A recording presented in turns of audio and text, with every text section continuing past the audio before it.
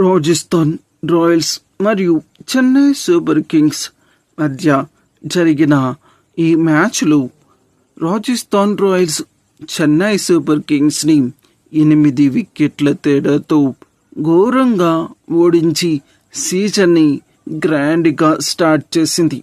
18 కోట్ల వాల్యూతో సిఎస్కేలోకి వికెట్ కీపర్గా ఎంటర్ ఇచ్చి సిఎస్కే జట్టు తరపున సీజన్ ఓపెనర్గా ఎంటర్ అయిన సంజు శాంసన్ని Rajasthan Royals bowler Nandre Burger ఒక అద్భుతమైన డెలివరీతో క్లీన్ బౌట్ చేసి సీజన్ని గ్రాండ్గా స్టార్ట్ చేశాడు.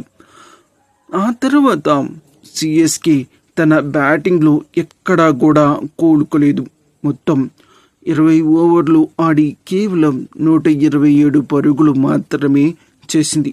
మొదటి టాప్ ఆర్డర్లో 4 బ్యాట్స్మెన్స్ ఎవ్వరూ సింగిల్ డిజిట్ దాటలేదు.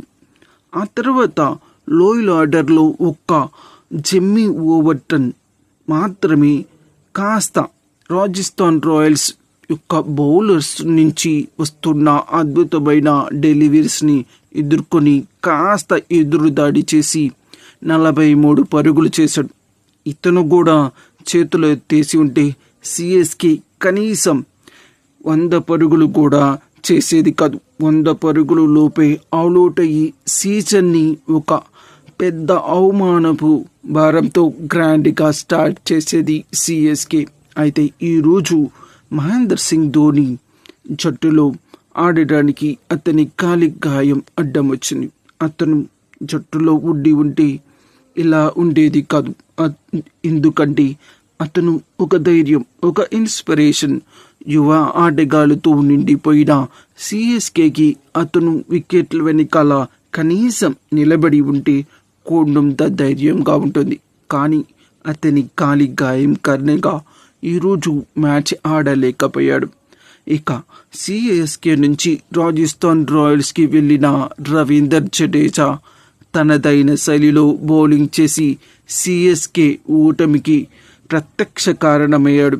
అతను తీసింది కేవలం 2 వికెట్లే. కానీ ఆ 2 వికెట్లు సిఎస్కే ఈ మ్యాచ్లో కోలుకోకుండా చేసింది. అంటే సిఎస్కేలో నుంచి రాజస్థాన్ రాయల్స్లోకి వెళ్ళిన రవీందర్ జడేజా రాజస్థాన్ రాయల్స్ని ఓడించాడు అని అర్థం చేసుకోవచ్చు. ఇక బ్యాటింగ్ విషయానికి వస్తే రాజస్థాన్ రాయల్స్ గురించి ఎంత చెప్పుకున్నా చాలా తక్కువే. ఎందుకంటే యువ ఆటగాళ్ళు అయిన యశస్వి జైస్వాల్, వైభవ్ సూర్యవంశీ ఈ ఇద్దరు ఈరోజు రాజస్థాన్ రాయల్స్ తరపున ఓపెనింగ్ స్టార్ట్ చేశారు. ఓపెనింగ్ నుంచి వైభవ్ సూర్యవంశీ సిఎస్కే బౌలర్స్ని ఓచకోత కోయడం మొదలుపెట్టాడు. తన జోన్లోకి వచ్చిన బంతిని 6 లేదా బౌండరీకి తరలించడమే అతని ఉద్దేశం. అది అతని యొక్క బలం.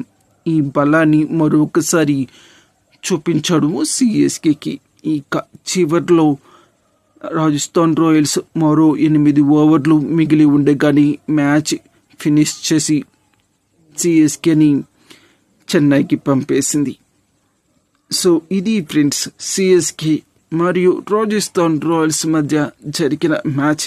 అయితే ఈ మ్యాచ్లో నుంచి సిఎస్కే తిరిగి బలంగా పుంజుకునే అవకాశాలు చాలా ఎక్కువగా ఉన్నాయి. ఎందుకంటే యువ ఆటగాళ్ళతో నిండిపోయి ఉన్న సిఎస్కేలో కొద్దిగా అనుభవం లోపం కనిపిస్తుంది.